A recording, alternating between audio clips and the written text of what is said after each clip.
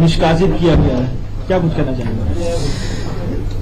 ये निष्कासन पूरी तरह से असंवैधानिक है, क्योंकि नोटिस देने के आधे घंटे के अंदर दोनों को पार्टी से निकाल दिया गया। नोटिस दिया जाता है तो उस पर जवाब मांगा जाता है, जवाब बिना लिए, बिना दूसरे पक्ष को सुने, बड़े से बड़े अपराधी के खिलाफ भी कोई कार्रवाई नहीं की जाती, और की जाती है तो न्यायालय उसको रद्द कर देता है। लेकिन ये सर्वोच्च न्यायालय से भी बड़े कि नोटिस मिला, जवाब मिला नहीं, जवाब और उससे पहले ही निकाल दिया गया, तो ये असंवैधानिक है। ज्यूरिस्प्रूडेंस के न्याय शास्त्र का जो नैसर्गिक नियम है उसके अनुसार भी बिना किसी के पक्ष को सुने हुए आप कार्रवाई नहीं कर सकते। तो ये जो कार्रवाई की है मुख्यमंत्री के खिलाफ और मेरे खिलाफ, ये पूरी तरह से असंवैधानिक है और गलत तथ्यों के आधार पर है। सर, आपका ये कहना है कि निष्कासन जो आपका हुआ है वो असंवैधानिक है। नेताजी का ये कहना है कि आपने जो सम्मेलन जो भी बुलाया है वो बिना उनकी अनुमति के बुलाया गया, तो वो भी आपने असंवैधानिक ही कार्य किया। देखिए, ऐसा है कि इस पार्टी में लगातार शीर्ष स्तर से असंवैधानिक काम हो रहे हैं,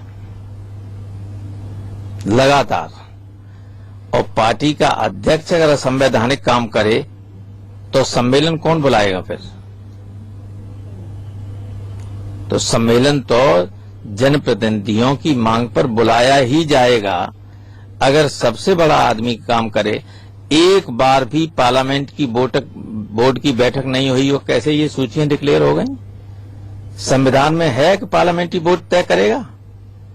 पार्लियामेंट्री बोर्ड का मेंबर सेक्रेटरी में था, एक भी मीटिंग नहीं हुई, दिखाए कहां मीटिंग? फिर कैसे पार्टी के उम्मीदवार डिक्लेयर हो गए? तो सारा काम असंवैधानिक हो रहा है। उस असंवैधानिक कार्य को ही ठीक करने के लिए कार्यकर्ताओं की जब मांग आई, मेरे पास लिख के हजारों लोगों ने लिख के दिया, डेलीगेट्स ने, तब ये मीटिंग बुलाई गई। और आपातकालीन मीटिंग के लिए कोई टाइम वाइम नहीं होता है। और दूसरी बात, पार्टी के संविधान को सही तरह से नेताजी को मालूम नहीं है। पूरे हिंदुस्तान में पार्टी का किसी भी राज्य में तब गठन हो सकता है जब वहां 30% पोलिंग बूथ पर पार्टी का गठन हो। इसलिए उत्तर प्रदेश से बाहर हिंदुस्तान के किसी भी राज्य में संवैधानिक तरीके से पार्टी का कोई गठन नहीं है। केवल मनोनीत लोग वहां हैं, कोई इलेक्टेड संगठन नहीं है, कहीं नहीं है। केवल जो पार्टी है वो उत्तर प्रदेश में है, जो विधिवत गठित है, और उसके जो डेलीगेट्स हैं उन्हीं की मांग पर यह सम्मेलन बुलाया गया है। और बुलाया इसलिए गया है कि काम असंवैधानिक पार्टी में रोजाना हो रहे हैं। जो पार्टी के मेंबर नहीं हैं उन्हें पार्टी का टिकट दिया जा रहा है। जो 100% हारने वाले लोग हैं, जो अपनी जमानतें नहीं बचा सकते हैं, उनको टिकट दिया जा रहा है। हमारे मैनपुरी जिले में, जहां से ये एमपी नेताजी रहे कई बार, और अब तेज प्रताप सिंह एमपी हैं, तेज प्रताप सिंह को भी नहीं पूछा गया। 4 एमएलए में से 3 जो जीतने वाले थे उनकी टिकट काट दी गई, जो हारने वाला था उसकी टिकट बनी रहने दी गई, और जिनको दिया गया उनकी जमानतें नहीं बच सकती। फिरोजाबाद से जिस एमएलए की कोई शिकायत नहीं थी उसका टिकट काट दिया गया, और ऐसी महिला को टिकट दे दिया गया जिसकी जमानत भी नहीं बच सकती। तो ये एक जगह नहीं, ये तो मैं अपने इटावा से देख रहा हूं। इटावा में, मैनपुरी में, औरैया में, जो हमारे बिल्कुल पास हैं, ये कहते हैं कि हमारा कोई योगदान नहीं। लेकिन जब जरूरत पड़ती है कि गैर यादवों के बीच में वोट मांगने जाओ तो रामगोपाल की ही याद जरूरत पड़ती है इनको। और चुनाव में मालूम पड़ेगा कि कौन कितना जो है दूसरे लोगों में एक्सेप्टेबल है, ये चुनाव में मालूम पड़ जाएगा। तो ये सारी कार्रवाई अवैध है। हमारा सम्मेलन जो बुलाया गया है वो बिल्कुल वैलिड है, वैध है।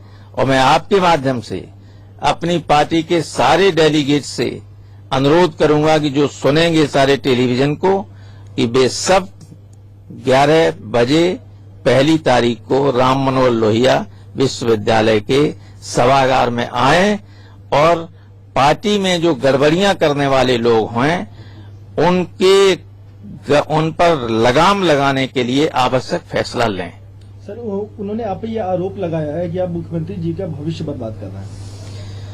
ये सारा उत्तर प्रदेश और सारा हिंदुस्तान जानता है कि मुख्यमंत्री को कौन काम नहीं करने दे रहा, मुख्यमंत्री के भविष्य के साथ कौन खिलवाड़ कर रहा है। मैं तो ऐसा व्यक्ति हूं समाजवादी पार्टी में जो लखनऊ में सबसे कम आता हूं। सामान्य कार्यकर्ता भी आता है, ज्यादा आता है, मैं बहुत कम आता हुई। न मैंने राय दी और न मैंने किसी काम में हस्तक्षेप किया, न मैं कोई सिफारिशें करता हूं। सिफारिशें अगर करनी होगी तो मैं किसी भी अधिकारी से कर दूंगा और हमारी बात मान लेंगे। और यही सरकार नहीं, मेरा हमेशा ऐसा रिश्ता अधिकारियों से रहा है कि चाहे बीएसपी की सरकार रही हो, चाहे बीजेपी की सरकार रही हो, अगर मैंने किसी अधिकारी को टेलीफोन कर दिया तो कभी उसने मेरे काम को मना नहीं किया। तो हमें किसी सरकार की दरकार नहीं काम के लिए, तो मैं तो कभी आता ही नहीं यहां। मैंने कभी कोई किसी तरह की बात नहीं की, कोई सिफारिश नहीं करता हूं, कोई राय नहीं मुख्यमंत्री को दी। तो ये मुझ पे आरोप लगाना, जबकि कार्यकर्ता और जनता क्या कह रही है आप सब जानते हैं। तो ये जो कार्रवाई आज नेताजी ने की है वो पूरी तरह से असंवैधानिक है।